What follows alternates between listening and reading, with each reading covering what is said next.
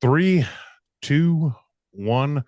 Welcome, everyone, to the Alaska Sports Talk podcast. I am one of the hosts, Isaiah Freeman, along with Brad Lowers. Keaton Lowers. Keaton Homer is actually on assignment with a coaches meeting. I'm sure it might last a little bit longer. If he gets out in time, he will be joining us a little bit later. But we have a packed show for you today.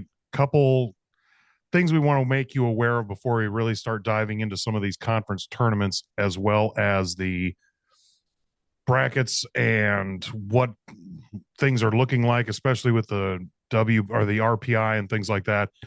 We have some exciting news. We will be broadcasting Alaska Sports Talk on the NFHS Network. We will be broadcasting live with announcers and camera work the CIC Semifinals and Championship games on Friday and Saturday. So Friday, the CIC Semifinals, the boys and girls, and then the boys and girls championships on Saturday.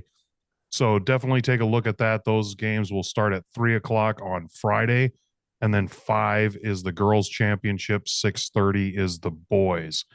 So we're really excited about that. And also stay tuned for social media as well. But we should have an announcement on it's not a selection show per se, but it will be a show that we will go over all of the state brackets once they've been released by ASAA. And that show should be happening somewhere around 6 or 7 o'clock on Sunday, but we'll let you know.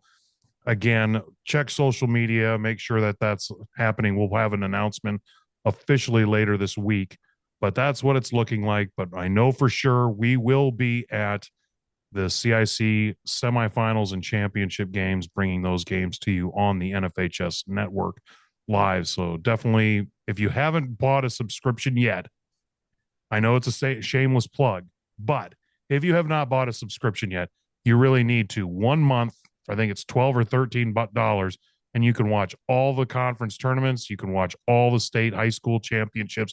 You can watch everything doing with March Madness, everything. So it is a big one. This is a big month to get it. Isaiah, now I was watching NFHS as I often do, and I saw a thing on the screen, and it said if you referred somebody to the NFHS network, that could be worth $10. Can that possibly be true? That is possibly true. Yes, that is true. You can do that. So I would say if you already have the network, send it off to a bunch of your friends, especially grandmas and grandpas around that may not have it from the regular season, so that they can watch their grandkids and anybody else around the country or the world, because we do have some listeners out of country. So definitely wanting to check those things out. So very exciting time. March is one of my favorites. Hey, Isaiah, I got another, I think it's shameless plug, and you tell me if I'm wrong. So you gave thanks to the NFHS network. You gave a thanks, another thanks while you made this shameless plug. Alaska Sports Talk, of course, is heavily involved, but I think it also wouldn't happen without the contribution of Freeman Solutions. Is that correct? That is correct, but this is about Alaska Sports Talk. There will Raymond Solutions. We can do a lot of different things, but that is true. We're behind the scenes, and we're happy doing that behind the scenes, making things work. Well, it's kind of cool that we can be involved with all those things, especially you, and that the net result is you get to see the semifinal and final. We've kind of gotten used to that at the state level, but to have the Cook Inlet Conference covered like that, it's just the kind of coverage that our athletes deserve, and parents and fans, and like you mentioned, fans across the world. Just a treat to be involved in bringing that to them. Yep, I agree. It is a packed show. We're going to get a couple things out of the way before we really start diving into all the basketball, which there is a lot of. As we know, it's March. We do have a couple things with UAA that's happened. I know they're going off to the Western Regional, and Brad can tell you a little bit about that. But also, The Anchorage Wolverines, they're entering their playoff push right now. They just swept the Chippewa Steel this past weekend. A real exciting game on Friday. They were down 4-1 going into the third period, and they ended up scoring 5 unanswered goals to win 6-4. That place was wild on Friday. And then Saturday they followed it up with a 4-2 win. And it was, again, this was a big weekend. And now next weekend, or this coming weekend, actually, during the conference tournaments, they are up in Fairbanks. So if you're up in Fairbanks and not into basketball very much, go over there and check out the Fairbanks Ice Dogs and the Anchorage Wolverines. That's a big playoff implications. Fairbanks is ranked second in the division, and the Janesville Jets and Anchorage Wolverines are tied for fourth right now, and the top four make it. So it is we are in the playoff push for the Null and Wolverines and the Ice Dogs. And Kenai, if they get on a hot streak, they could absolutely do some damage too and spoil some people's parties. So it is an interesting time of year for sure. Isaiah, I think I'm not going to say it anymore. I don't know that much about hockey, but when you say 5 unanswered goals, yeah, that does not happen very often. I can tell you that does not happen very often. And I can imagine the arena rocking. Oh, it was wild. Oh, I don't know. Have you ever seen that before? I mean, maybe when a team's getting beat 18-1 or something, but to be behind 4-1 and to win 6-4, 5 unanswered like that. No, I can't say that I've seen that myself, but I will say this season has been a year of firsts in some things where we saw some epic comebacks. You know, we saw UAA or UAF beat UAA with 3 seconds left on the clock on a goal right off of a face-off with only 11 seconds left in the game, and we saw a goalie goal. I mean, I've never seen that, and most of the people at the Sullivan Arena that night had never seen that either. They've heard of it happening in other places, but never witnessed it with their own eyes. And that was pretty wild during a Wolverines game where our goalie scored a goal all by himself. I mean, unassisted. It was just him. It was wild. So lots of things happening. And I know we're kind of transition. I'm working on transitions, Brad, and I'm transitioning wildness right into what we have seen with UAA this year, but also with high school basketball this year and what has happened this year, especially in the CIC. Yeah. I umpire baseball and I get a kick. I say, every baseball game, especially with younger kids, I see something I've never seen before. And that's true in high school basketball. It's true in college basketball. Just, talking about UA basketball, University of Alaska Fairbanks. So Fairbanks is in a situation where if they sweep, they make the conference tournament. You got to finish top 6. So you don't even get to go to the conference tournament if you're not in the top 6. Yeah, that's tough. And so they had to sweep to be assured of a berth. And they played St. Martin's on Thursday. That's the number 1 team in the league. And despite a good battle, they lost that game. Now they play Western Oregon, which admittedly is a little lower in the conference. They win that game, but they're kind of counting on other things happening, other good things. And they ended up in a 4-way tie. And now, please don't ask me to explain how the tiebreaker works. Yeah. They ended up in 5th. And their reward is they're going to go from 30 below in Fairbanks to Bellingham, Washington, which is a nice place to be. Yeah. Virtually any time of the year. But it's about 50 degrees right now. So, and an 80-degree swing. And it made me think, how hard did Fairbanks play that last afternoon up in Fairbanks to know that they had a chance to go down to Bellingham? So that had to be an interesting week. And congratulations for the Nanooks to make that happen, even going right down to the wire. And then a lot going on at UAA senior night as well. They beat Western Oregon pretty handily. So Rusty Osborne, as good a guy as he is, he wasn't that friendly to his former assistant, Ryan Orton. No, that game was lopsided. He Ryan brought up an out man team, and that's just the way that went. And then, but Friday night, here's 1-2.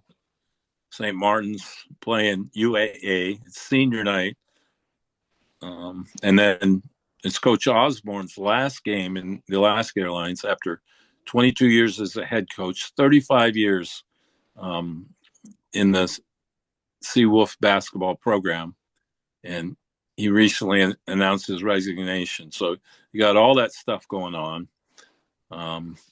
You got Bishop Tosi and 35 people from his family marching out there with him. I mean, it was awesome. So after all the festivities, the game finally began, and I know Coach Osborne stated that he didn't want it to be about him, and so there was no particular reference, maybe the briefest, when they honored the seniors. And then the game got going, and it had a kind of an odd flavor to it because St. Martin's, very good team. They got ahead. UA was playing well, but not shooting well. And then, Hassan and Bishop, Hassan, Harrington, they arguably are the best players on the team, and they subbed out early. And then it seemed like the subs played a long time, and then they came in for a brief time and subbed out again. And you saw people you'd never seen or rarely see for UAA. They brought in their big guy who's kind of a crowd favorite. He's 6'9", 6'10". He makes a couple layups. The backup guards are flying around making things happen. Steen and McFadden. I mean, everybody's contributing, and it just gets crazier and crazier. And actually, Silas, who's one of their top players, he's not playing that much. So apparently, you're trying to figure out what's going on. Is he just concentrated on playing the seniors? But the reality was, nothing that happened in that game was going to change the seeding. St. Martin's had clinched number 1. UA had clinched number 2. It wasn't going to change. And, I mean, it's just, I think everybody on the UAA bench got in the game. And it wasn't like it was a blowout either way. And in reality, UA began chipping away, and they started cutting into the lead. And at one point, they were up 5 or 6 points. And Bishop and Hassan did not play a minute in the second half. And St. Martin's point guard, he played all 40 minutes. So I think there's a little psychology involved there. If they meet in the finals, that St. Martin's has to believe, wow, maybe we won, but we didn't play their best team. And then it got right down to the end. There's a timeout called. The pass goes into the corner, and our big guy from Australia who hadn't hit a three during the game, he just drills one with 3.6 to play, and he puts UAA up by 2. Went from trailing 1 up 2, 3.6 on the clock. St. Martin passes it in and dribbles up the floor and shoots a 25-footer, contested 25-footer. And I was sitting with Chuck Martin. We're on the opposite end of the arena. Really hard for us to tell, is this shot going in or out? And it went in, but it went so pure. It not only didn't touch the rim, it barely touched the net. That's how cleanly it went down. And a UA player was standing on the basket, and he was jumping as if to grab the air ball in front of the rim. And it literally, teams on the court, they didn't know what happened. People at the game didn't know what happened. They're staggering around. The shot, if apparently it did go in, then it did go in. But the red light was on. The officials go to the table. I mean, there's a lot going on right there. They called it good. They called it good in real time. They called it good after looking at it. And then the team slowly went to shaking hands and shaking heads. So that's that was wild. Wild game.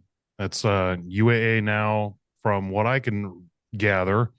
UAA is now playing on Friday at 4:15 Alaska time and then in Bellingham, and they'll play the winner of UAF Northwest Nazarene, is what I'm getting from UAA.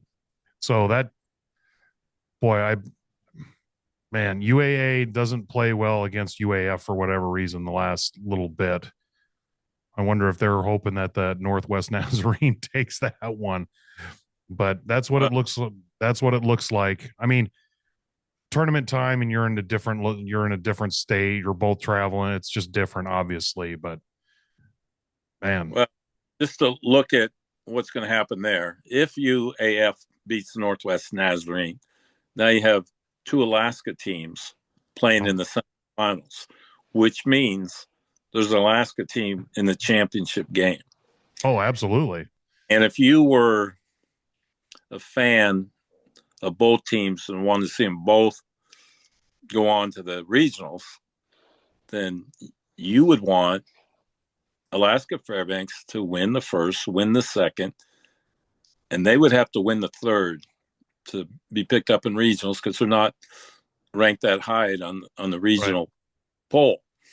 And then the truth is with UAA, it's very unlikely that they won't be invited to regionals. They're already in the top 8. Um, you know, and there's no way they can lose more than one more game. right. They can only lose one. Yep. They get beaten by Fairbanks. That's their last game. They beat Fairbanks. Maybe they get beat by St. Martin's or whatever, but they're only going to lose one more. So it's unlikely that they're going to shift very much. So, I mean, UAA's played well. They put themselves in a great position. Um, it doesn't always work that way if you're second, third, No, or fourth. that's very true. It does So, not always work that way. and it doesn't in the high school level. So when we start talking about the Cook Inlet Conference, there's going to be, interesting scenario. Uh, well, let's try. I mean, UAA women, they won the first night, but they ended up losing the second night. They needed to win both to get in range of the sixth place so that they could go to the GNAC tournament for the women, but they fell short. But I've got to say, they made a lot of strides over the course of this season. Brand new coach after a long-standing coach leaves, and a really popular coach and a famous coach and all those things. And now they took it down to the wire to get to the GNAC tournament. They just missed. I think that they've got a real bright future ahead. They really do. I like Matt Toon. Boy, he did a great job. Not the same style of play that we're used to seeing. No, And definitely what, not. what does do? They don't have that kind of depth, and Coach McCarthy had depth and it allowed him to play a certain style. But they could play fast, they could play slow. Congratulations to Elena Mack. Boy, what a career she had Absolutely. out of a small rural King high. Cove. And, I mean, there's doubters if you come from, Crenshaw in Los Angeles. But when you come from King Cove and you're going to play at the D2 level and your biggest fan is your mom, gosh, she played great, just fearless on the floor, setting records for 3-pointers and just the go-to player for the Seawolves to shoot a 3-pointer. Yeah, absolutely. Last time I saw her play, she was playing defense, Isaiah, and she was getting in a stance. I mean, she's not famous for her defense, but she just has a great all-around game. She can score around the basket. She can score from 3. She sets teammates. What looks like bad shots still often go in. So yeah. When she's on, that ball doesn't even hit the net. Really watch her. Yeah, she is a smooth shooter. Well, congratulations on the UAA women for their season, and we're looking forward to how far the men can go. And I do like the point that you made, Brad, that It'd be nice to see an Alaska team in the final. That would be pretty something. That would be a lot of fun. I think we would all enjoy that quite a bit. The As we transition now, that's UAA, and as wild as that tournament stuff was and all that, we're getting into now the this week. We've had some 1A tournaments conclude at the end of last weekend. So this past weekend they concluded. I don't have brackets. I'm not in that position anymore, so I didn't request brackets. I don't have any brackets for the 1A, and I've got, I think, just a few from 3A, 4A, and 1, 2A. But we have a few brackets that we want to go over and kind of the RPI for 3A and 4A. And I boy, see some interesting things coming. through deep research, I've been able to pick up some 1A finals, and Akiak girls won that league. So we go out there in the summer for camps, and we're not saying we're responsible for them winning, but we're certainly But happy. you're strongly hinting, and that why not camps? Hey, you've got to go to the camp. You're going to be better. If they come up and say, "Hey, we saw you on the podcast," I'll buy them a pizza. I'll just say that. And trying to think, I had another result on the boys' side. It wasn't Akiak and it wasn't Akiachuk. Was it? I don't know. There's a lot of 1A. Generally, the 1A all finishes this past weekend, except for maybe one or two conferences. Like Golden Heart will sometimes be this weekend, and then usually one of the 2As, maybe two, but generally one will finish this past weekend. But then all 3A, all 4A, and then the majority of 2A all start basically this week. I know CIC starts on Tuesday tomorrow. Excuse me, we're taping this on Monday night. So depending on when you're listening to this, I know the CIC starts on Tuesday because they're all in town. So they start on Tuesday, but most of these places will start playing on Thursday around the state. And let's really just dive into, Brad, do you want to start with I don't have the Northern Lights Conference bracket for the girls. I think they were still trying to figure some of those things out earlier today. But I do have the bracket for the boys, and I do have the CIC boys and girls brackets.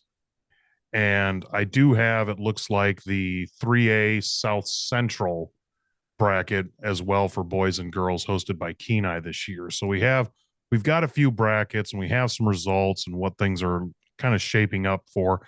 And then obviously I've pulled up the RPI for this year and what we're kind of seeing on the horizon as we get closer to Selection Sunday, basically. Isaiah, if you want to give me a team from any of the brackets, any of those, mostly 3A, 4A, but even 2A. I've seen Kenai play. I've seen the Nilchik play. So just in looking at the brackets, what do you? Well, let's look at let's just go first here with, we'll just kind of bounce around. 3A South Central, we've got looks like the South Central girls, pulling that up right now. Looks like Grace is the number one team out of there. Kenai is the number two. Grace finishing 7-0 in conference. Great. Kenai finishing 6-2. But it looks like those games are starting on Thursday. They've got kind of a play-in game. Homer and Reddington, the winner plays Grace. Then Nikiski and Houston, the winner of that plays Kenai. So Grace, I know, lost quite a bit of talent from their seniors, but I know left over from that squad is they've got a couple players, and they are obviously really strong in the Peninsula Conference still. That seems a little odd to me because I thought the girls bumped up like the boys. The boys have bumped up to 4A, and I thought the girls, how it works is if the team, it's team specific for those. So if the boys bump up, the girls have the choice, or I should say, if they don't meet the criteria to move up, they have the choice to match, to go up with the boys. so it stays one, or they can stay down. The Grace girls, just like the Monroe girls, opted to stay down.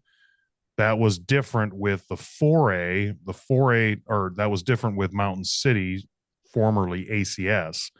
The ACS girls were forced up, and the boys were close to being forced up anyway into the 4A. So they both just went up into the 4A. So they Monroe and Grace are the only ones right now that I know of that are split, boys and girls. Well, that's interesting for Grace because they won the championship by they dominated that championship game, and they essentially play in a league that, quite frankly, is not very competitive. And I'll say this because I did see them play against Mountain City. I saw them play at Mountain City, and Mountain City, when they're playing well, is a real handful. They and are. That night, Mountain City was killing and crushing on threes. I mean, they were hitting threes. It wasn't just one person. Usually, it's Eiley Crone who just crushes from outside. And I think one game this year she had 38. Lonnie Ridgway's daughter, Brooklyn, plays. And really, they have a very strong 5 or 6. Not a lot of depth, but they're up on Grace at halftime, 50-10. So it's mercy roll the second half. But they played Saturday, senior night, and it was within a couple points at halftime. They're either 2 ahead or 2 behind at halftime. But Mountain City, they won by about 10. So I guess Grace is one of those teams you could say it depends on which team shows up. And I guess to a certain extent, you can say that about Mountain City. Mountain City this last week lost by 16 to Wasilla, who's certainly always at the top. It's not necessarily that surprising, but no, it just makes it hard to predict what's going to happen next. Yeah, when we switch it over to the South Central boys, Kenai, it looks like they took number 1, and then it looks like let's see, double checking something. Yeah, Kenai took number 1, 6-0. Homer was second and 4, with 4 wins, 2 losses, and they're playing Houston basically the 2-3. Gray or not Grace. Kenai plays the winner of Reddington Nikiski on Thursday morning, and they play a little bit later that night. And that tournament is hosted by Kenai Central down in Kenai. So if you're down in the Kenai and you've got nothing to do, make sure to go check out those games. It should be a lot of fun. And the 3A does not have any, unless something changed, which I don't think it did, they do not have any at-larges. So you've got to be in the top 2 for those conferences. And look at that. Well, let me just double check something. I've got to double check something. I'm not sure what happened with that now because some things changed, I believe, when things got reshuffled a little bit. But that's what it looks like. Now, Brad, I know you've seen some of these 3A teams in the South Central. What have you seen any of these boys teams plays? I have not been able to watch any of these teams play. So I just don't have any information to be able to tell people on these ones. I watched Kenai for basically a whole game. They were in the Mountain City Christian Academy tournament, which is a long running, 8 girls, 8 boys, really wall to wall basketball. But I was impressed with Kenai. They've done a little switching around on their coaching staff where the head coach is now the assistant coach and assistant coach is now the head coach. But whatever they did, it just seems they're working well together, and as their team is on the floor, and they're balanced. I really like their bigger kids. They're very fundamental around the basket. So I like Kenai. And then I think just you're mentioning that they're playing at home. That's big. A good year to be good. It's a good year to play at home, and it's going to take a lot to unseat them. I'd say that. Well, something did change. That's why I wanted to confirm this because I know the Eastern Conference, Peninsula Conference grew a little bit with Houston and Reddington moving back to that conference instead of the Eastern Conference with Edgecombe and Sitka. So that did end up changing things where the 3A for the last few years has not had an at-large berth. This year they do. They do have an at-large berth, just one, where the 4A has two. The 3A for boys and girls just has the one. So interesting to see what that looks like. So if you don't win the conference and you're not one of the automatic qualifiers, you still have a shot. Mount Edgecombe has basically 3 wins. They're 3-0 over Sitka over the course of the season for the conference. Delta, to round out some of the boys conference, Delta is 5-0, Valdez is 4-2, Hutch 2-3, Galena 0-6. The Aurora Conference tournament's always a fun one to do and see if you can get out there. When Valdez, any of those teams hosting, I know I've been around Todd when he's hosted things at Valdez, and it's just an awesome time there. And the Western Conference, this one is going to be really interesting. Barrow, Nome, Bethel, and Kotzebue. Barrow 5-1 according to the records. Nome 4-1. It seems like one of those games is missing. And then Bethel 2-4, Kotzebue 0-5. And when you look at the 3A, it's going to be an interesting when you look at the RPI, because you have the automatic qualifiers, you have that one seat or the one at large out there. And if you go to ASAA365.com and you can find the RPI page and you can see those RPIs right there, and those are live updated on the hour, or I should say once an hour. Right now for the girls, Barrow is number 1, Mount Edgecombe is number 2, Monroe is number 3, Grace number 4, Galena number 5, Kenai 6, Delta 7, Kotzebue 8, Nikiski 9. So those are the top 9. Then Sitka rounds out the top 10 with Valdez close behind at 11. You know, every conference except for the South or except for the Eastern gets 2. So you start looking at that. Where does some of that lie? And Barrow looks like they're pretty far ahead. So no matter what really happens with this conference tournament, they look like they're going to be the number 1 seed. And then Mount Edgecombe and Monroe are pretty close. Grace and Monroe are pretty close. And then there's a little bit of a gap to Galena, Kenai, and Delta. So interesting to see how that's going to play out in the conference tournaments and what impact they might have on that. When I look at the conference tournament for Brad, get this, for the 3A boys, Edgecombe is number 1, and then there's a little cushion. Nome at 0.605 is ranked 2nd, and Barrow comes in at 3rd, 0.600. I mean, you're talking 1/1000 or 5/1000th. I mean, it is excuse me, it is close. And my guess is one of those two teams will face each other at least once in the conference tournament. And I believe whoever wins that's going to end up with a 2 seed is what it looks like.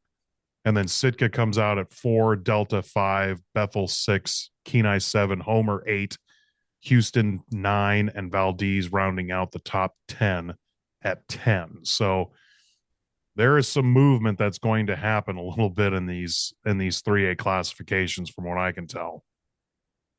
Isaiah, let me look at that by covering the state south to north.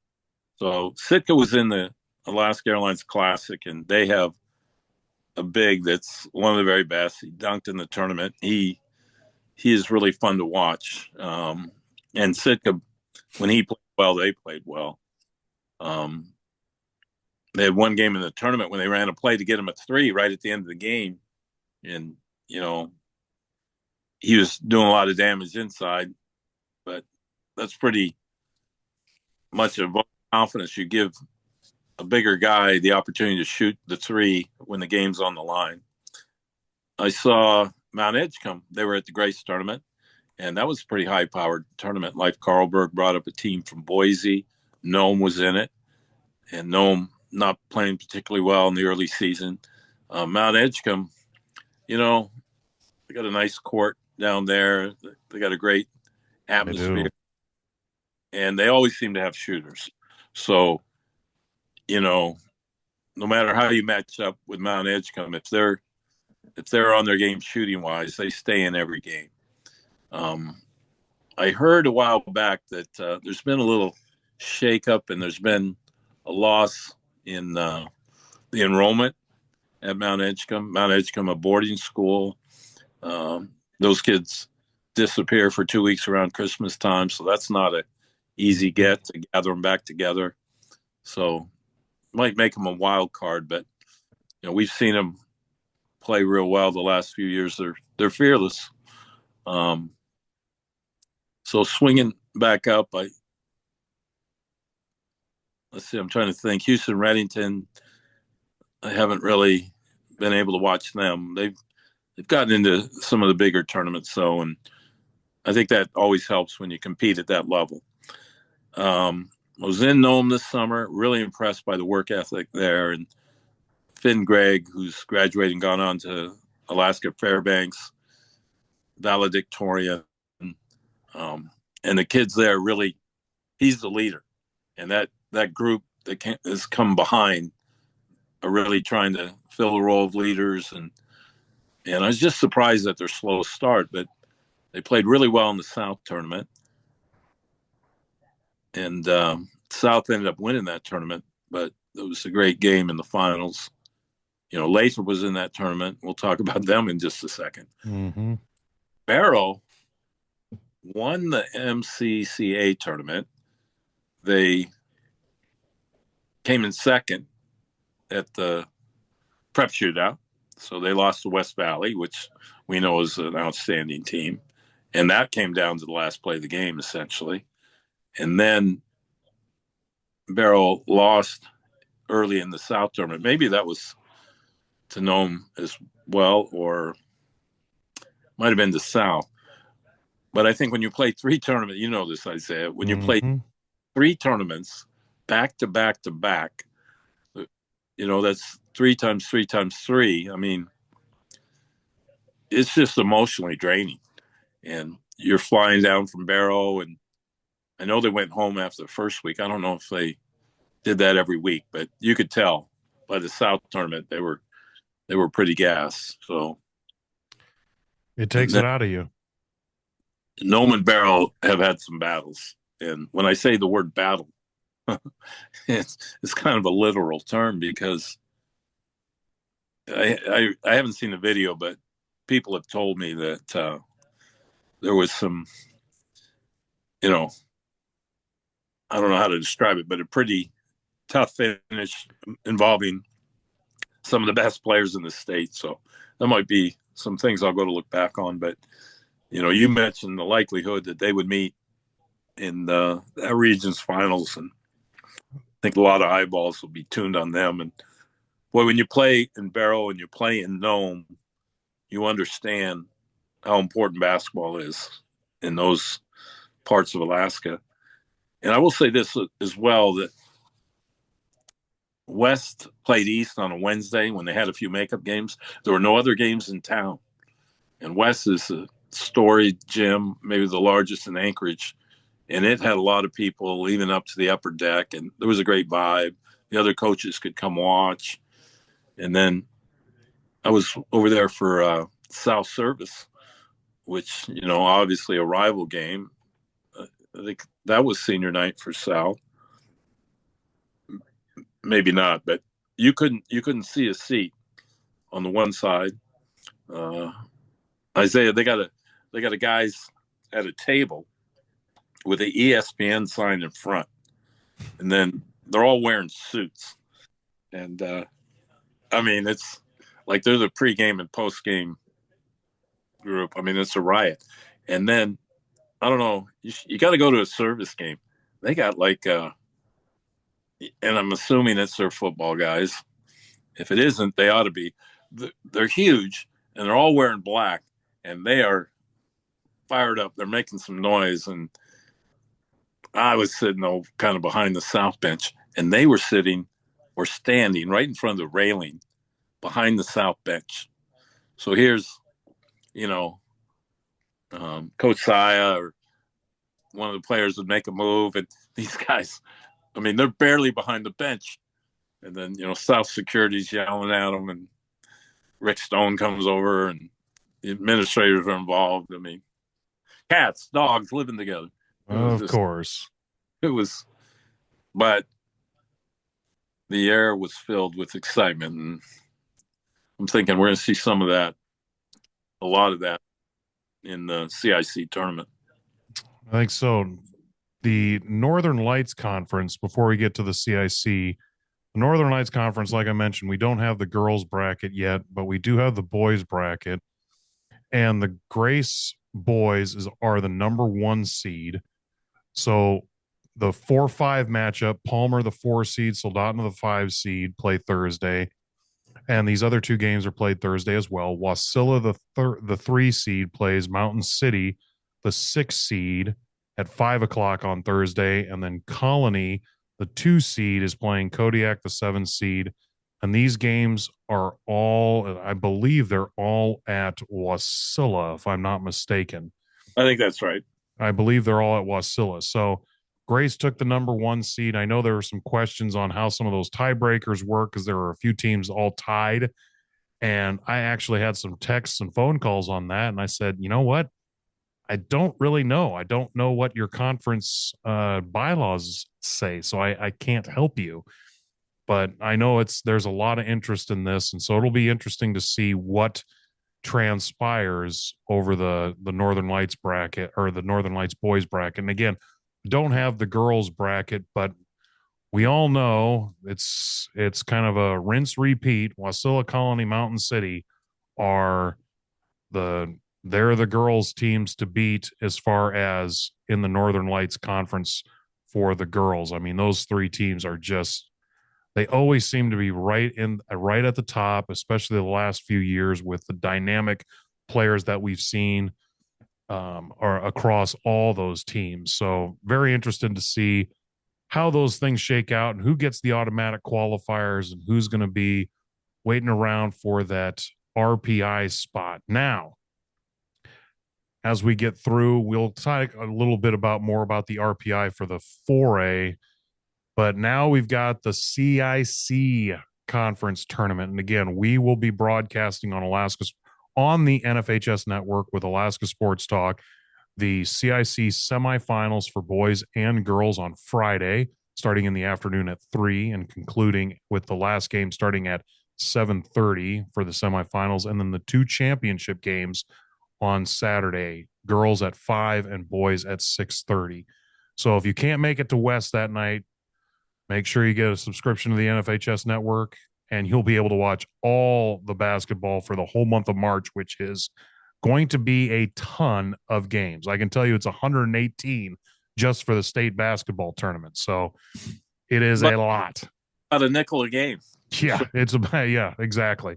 You can just have it on when you're at work, if you're at home, cleaning, doing whatever, spring cleaning, because nobody really wants to go outside right now because it's so flipping cold. I mean, this is just ridiculous. Anyway, I digress. That's a good idea, though, Isaiah. You're at work. You're at your desk. You got a game going on in the drawer. You're looking for a pencil, and you're watching the game. Hey, when I was at ASAA, I always had 2 monitors because I'm doing a bunch of stuff anyway, but I'd always have 1 monitor up and I'd just be watching some of the conference tournament games and just kind of checking in while I'm doing stuff on one computer. I'd have it up on the other. It's just such a nice little feature that you can do. Anyway, as we digress, we're trying not to do shameless plugs, but we are doing shameless plugs, and we're okay with that. Girls tournament. Here are the seeds right now. Bartlett took the number 1 seed for the girls. Service took the 2nd seed. West, the 3, Diamond, the 4 seed. And then teams playing tomorrow, Tuesday, is Chugiak, the 5 seed, playing number 8 East at Chugiak. And then we have Eagle River, the 6 seed, playing the number 7 seed South. And so the higher seeds play those games at their home site. So Eagle River is hosting South at 6, and Chugiak is hosting East at 6 as well. So the winner of Eagle River South will play West on Thursday, and the winner of Chugiak East will play the winner of, or the winner will play Diamond. Now, we've talked about this off air, Brad, but I'd really like the way the CIC does their tournament bracket, and they can do this because right now they are the only bracket, they're the only conference that has basically single elimination conference tournament. All the other conference tournaments around 1A through 4A, all the other ones have you're playing 2 games minimum.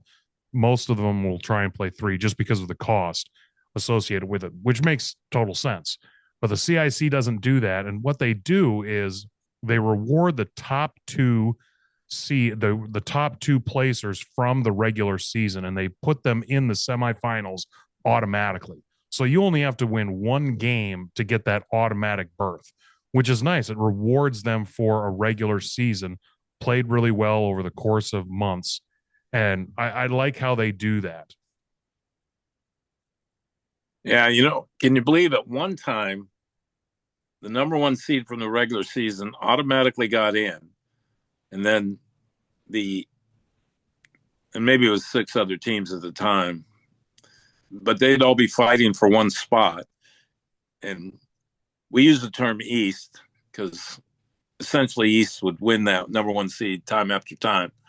But if someone upset them, it didn't mean they actually made the tournament. If they upset them. Yep. But I digress. And then looking at, absolutely love the tournament setup. When you see a good tournament, Isaiah, you pretty much can take it for granted that Steve Nerlin had something to do with it. Steve definitely had something to do with this. There's no doubt about that. He's the guru, and he has more answers for some of the questions on the horizon. Hopefully people will follow up on that. But to jump back to the Valley, where there's some outstanding teams there. I like Colony. They were in the Alaska Airlines Classic. They have a very balanced team. I coached with Harry Larrabee, and when we did a scouting report, he'd say, watch out for number 23. So it's kind of funny when you play so many teams, you don't really get into names. So I hate to give a report without names, but what balance they have. They got the young kid sophomore that's about 6'8". They got a pair of wings, including the Lockhart kid. And, I wish I could zero on his name. It seems like it's difficult, but I know it's not. But he dunks and runs, so their wings are phenomenal. And they have a point guard that may be the best ball handler, even in the state, which is both a blessing and a curse, because he can handle it, but he'll dribble into trouble sometime because he has so much confidence. But if he makes good decisions, there's not too many point guards better than him. Trying to think of the others, but I certainly like Colony. They've played a lot of big games, over the years. So I like them on the boys' side, but the girls' side, just crazy what could happen there. I think Mountain City, you and I have a relationship with Lonnie Ridgway, and they have a great team, and maybe they have as good a 5 or 6 as anybody. But last year in the semifinals, Maldonado had 0 fouls at the half. She was immediately called for 2 offensive fouls, pushing off. She picked up the 3rd foul, and then she fouled out. And I thought the game could have been called different. But I also thought that is when you have a team like that that's really good but doesn't have depth, that foul situation it can hurt. Really hurt your team. It's like if you got a Caitlin Clark, just tell her after you get 2 fouls, do not play defense. Let them have a layup, because exactly. The way the game is taking her out of the game. And anyways, there's certain people that, you just better not foul anymore because it's really hard for teams to play without them. So jumping back to in town, um, I like, again, with the tournament, the first round on Tuesday, those are home games. So there's even an advantage to the team that finishes a little higher. And the other thing I love is, hey, if you're the 8th seed and you're playing the number 1 seed and you got 0 or 1 wins on the season and they got 0 or 1 loss, you are not going to win that game. And you're going to play that game Generally not. And the top seed is going to win 100 times, unless there's a brawl or an earthquake. So that tournament was not very interesting. And really, that was true for the entire first day. You just write off Thursday. But now you play on Tuesday, 5th through 8, you all got a chance to win. And then you advance, and 3 and 4 got 1 bye. And, anybody could win that game. And then you advance, and now there's 4 teams left. I mean, it creates a lot of excitement each night right up to the championship game. So, again, got to like that tournament. Service number 1 on the boys' side, Diamond number 2. Service, I think, lost 2 of their last 3 games, but very close games. And even in watching Service in those 2 losses, I still like so much about their team. And it was kind of, in watching them, you could see why they had such a successful season. Coach Weiss doing a great job. Diamond, kind of a different route. They were really hot at the end. They beat West a couple nights ago by a large margin. They beat Service when Service was still undefeated. A lot of big wins as the season wound down, and just getting healthy and asserting their depth and running stuff, execution. The thing that bothers Diamond, and that's another thing we talked about off air, Isaiah, is when they play in the semifinal game, they're going to be under a little pressure because they essentially have to win that game. And that's due to a lot of losses, very close. A lot of them 1, 2, 3 points. I think at one point they lost 3 games by a total of 5 points. So, but the net result is in their WPI and their ranking. If they lose that game, it doesn't look well for them, and they could come 3rd place in the tournament and just miss out on going to state. So, and in the semifinals, there's going to be a good team that shows up to play them. So, well, that's, as you said, we'll get to the WPI here, or the RPI, excuse me, for the girls and boys for the 4A, because it is really interesting. But you're right. Service is number 1 for the boys, Diamond number 2, West took 3rd, and then East took 4th. South took 5th, and they're hosting Eagle River on Tuesday, tomorrow. And then Chugiak took 6th, and they are hosting number 7, Bartlett. Both of those games are hosted at 7:30 at Chugiak and at South. So on one side of the bracket, Service is the number 1, East is 4, South 5, Eagle River 8. And then the top of the bracket, you have Diamond as the 2 seed, West is the 3, Chugiak as the 6, Bartlett as the 7. Either way, those brackets. That is a very interesting CIC tournament, because at one time South has played really well, East has played really well in spurts. West has, Diamond has, Service has, all those top 5 especially have all kind of taken turns playing really well over the course of this season. So, it's kind of South. If they get into the semifinals, they will have played 2 games and Service will have played none.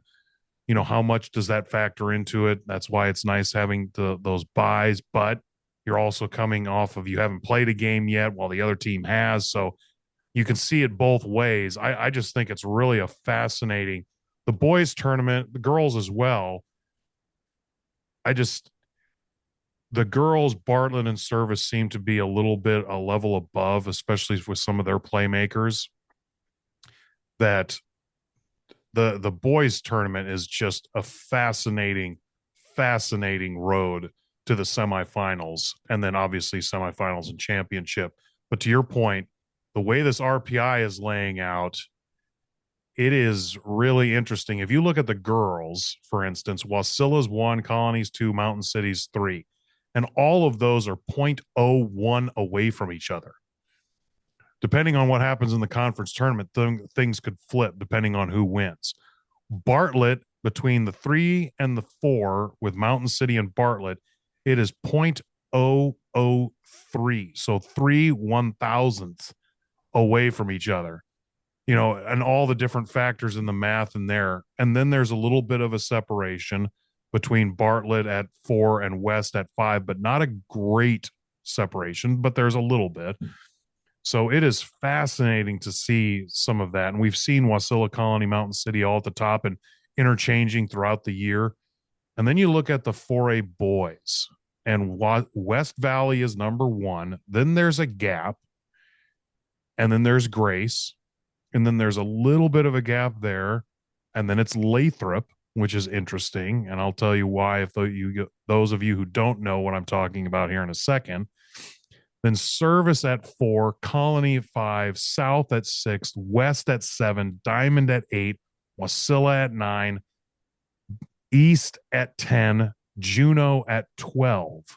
And the reason why, or Juneau at 11, excuse me. The reason why I said, oh, looks like we lost Brad. Hopefully he can jump back on. Looks like we lost him.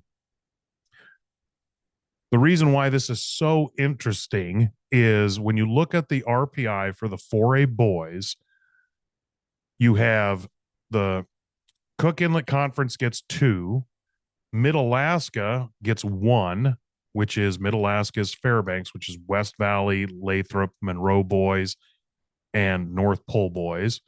Northern Lights gets 2, which is Grace, Colony, Kodiak, Mountain City, Palmer, Soldotna, Wasilla. Southeast gets 1 automatic, and then there's 2 at-larges.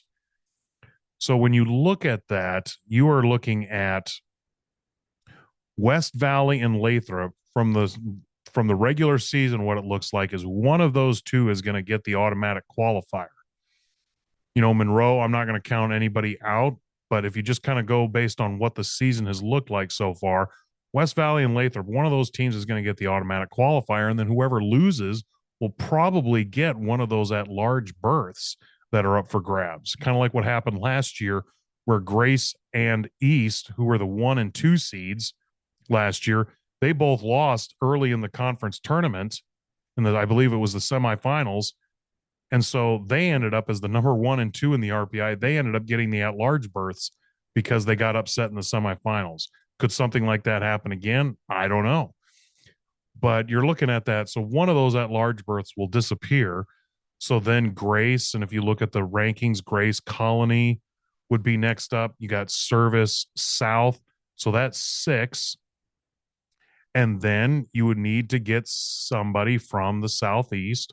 And that's why I said Juneau at the 11 seed. Juneau as the 11 seed is Juneau as the 11, and then Ketchikan is the 18. One of those 2 teams is going to make it back. They are going to make it into the state tournament. So you are looking at Juneau or Ketchikan taking 1. So now you've got the last berth in the last RPI spot, which is going to come down to, looks like, West, Diamond, and Wasilla. They're all fairly close. The edge is going to West right now in the rankings, depending on what happens in the conference tournament. But that's why that game is so pivotal for Diamond in the CIC tournament. It is. I was just welcome back, Brad. You dropped out, but I basically just went through the RPI and why that game for Diamond is so meaningful, because if they lose, they only get one more game, and that's that third place game to try and get some more points in the RPI to try and jump West, depending on if West advances or loses.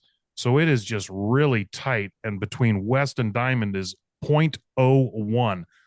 So 1/100th. It is really a razor thin edge between those 2. So it's it's definitely looking like, and then you add South in there as well. You're looking at, I mean, all between those three, it looks like, again, if service drops, it looks like they could do it. They would be high enough where they would get the other RPI, kind of like what I was mentioning before, Brad, where what happened last year, where East and Grace lost in the, I think it was the semifinals, and they ended up taking the two at larges because they were 1-2. So Yeah, could something like that be shaping out again for the there was no boys? there was no out larges left, and Yeah, obviously West Valley and Lathrop, one of them's going to take an at large. yeah. So it It, it does. The plot thickens. well, and let's say because Grace, Colony, and Wasilla for the boys have kind of all, and I know Palmer a couple times, or at least once, has beaten some of those teams up there. So if Grace or Colony gets upset, and let's say Wasilla and Palmer get the automatic burst, well, then Grace is ahead of Colony, so they would end up taking one of those. So you could end up having a scenario again where the number 2 and 3 in the RPI lose, and so they take the at-large berth. So some of these other ones that are looking to get in won't. Well, I mentioned, and I'll do it for the third time. And I know he listens in because he kind of quotes me back to me. But Coach Martin, so I'm sitting with Coach Martin, and apparently he has a good feel for where East is and where East is going to be, which I find that true about a lot of coaches like a Rusty Osborne and a Franco Stanek. But he gives me a scenario about, and they have to win a game to get there. But let's say they're playing service in the semis. So to be guaranteed, they have to beat the number one team. Yep. And so, that's the position they're in. On the other hand, where Diamond is in jeopardy on the other side, service really isn't in jeopardy.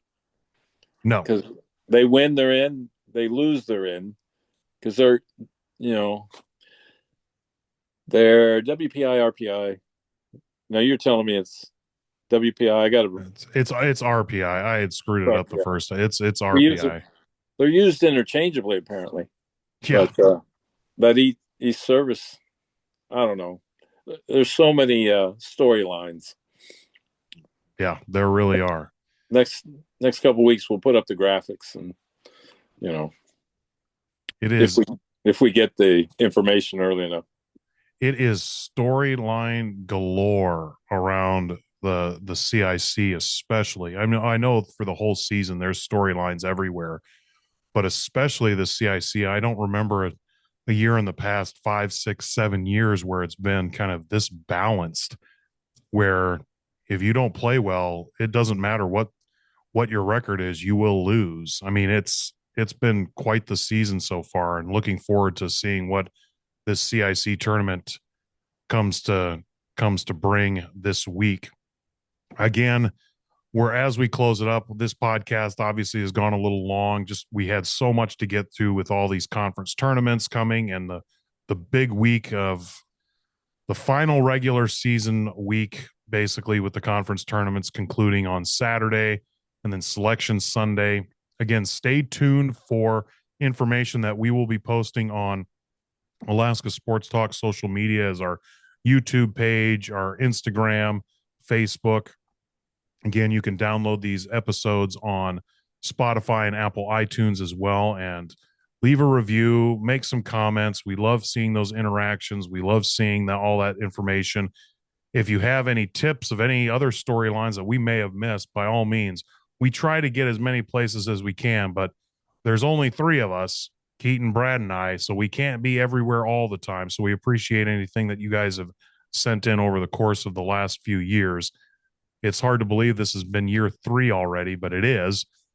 And we will be broadcasting on the NFHS Network live the 4 semifinals for the CIC, which promise to be an absolute great basketball atmosphere over at West, and then the 2 championship games on Saturday. So if you want to see some of these brackets, you're going to have to kind of hunt a little bit. We've had to hunt a little bit. I know the CIC ones are on the ASD website under the activities page.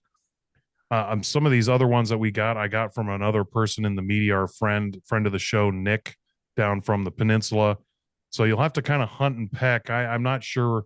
They used to be, I used to put them on the ASAA website, but they're not there right now. I know they've got a lot of other things going on there. So we'll have to ask some ADs and ask some of your local schools if they can have if you can get copies of them. But we will try to post as much as we can on the Alaska Sports Talk page as well. Any final thoughts there, Brad, before we sign it off? You know, I got a couple. I usually have to jot them down because I'm old, and I'll be older, even older on our next podcast. But Iditarod coming up. So Oh our yeah, friend Greg Heister, who's covered the Iditarod for up 10 years, he used to do sports on Channel 13, announce for the do PA for the Aces. He returns from Spokane every year to do the Iditarod. They have the Mushroom Plank. I'm going to say banquet. That's Thursday night, and then the race starts on Saturday. Ceremonial start in downtown Anchorage. We just finished the Rendezvous races, and just Rendezvous. What a great activity! Kind of breaks up the winter and kind of gets you thinking about spring and that kind of thing. And then the Iditarod, famous worldwide, and looking forward to that. 10, 11-day adventure for the top teams. Isaiah, you mentioned that between you, me, and I, and Keaton, there's only the three of us and trying to cover the multitude of games. But the flip side of that is there's three photographers all named Stephanie, because you that's go to true. one game, there's Stephanie taking a picture. You go to another Yeah, game, yeah, that's very true. look on NFHS, Stephanie's taking another picture. I mean, you rarely go to a game that Stephanie's not at. So, And when she's not there, you're wondering what happened. you kind of figure, yeah, does she think we don't see her at every event? I mean, she's Exactly. she's pretty incredible. So Yeah, she is. there's my final thoughts. Let's go March Madness. Let's go. March Madness starts with Selection Sunday, basically when those brackets come out. And again, we'll keep you posted on what our plan is for that Sunday. We'll do some sort of show of some kind, and stay tuned for that announcement. Again, catch us live on the NFHS Network for those CIC tournaments, as well as a lot of the other tournaments going on. Make sure that you get that subscription, because there's going to be a lot of incredible basketball going around all over the state. There was last weekend with 1A and some of the 2A, and I know there'll be more with some of the 2A, 3A, and 4A this weekend as well. So for Isaiah Vreeman, Isaiah, there's yeah, always one more thing. of But course. I had a great interview with Rusty just a few days ago. I'm going to talk to Greg Heister. And so I would say just keep an eye out for some downloads apart from this podcast, which is contain a ton of information. But just keep an eye out, because we're always coming out with some more good content. We're going to be talking with some of the key people in Alaska sports. Yep. March is, as we have said the last few years, March is always the busiest month, but it's always one of the most fun, just because of all the things that are concluding and the excitement of March Madness Alaska coming up in, boy, what, 9 days. March 11th is the first day of the tournament, 8 a.m. first game. Right. So 9 days.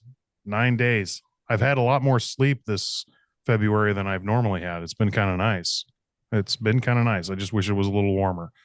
Well, for Isaiah Vreeman, Brad Lowers, and then Keaton Homer, this is Alaska Sports Talk. See you out there this weekend at some games.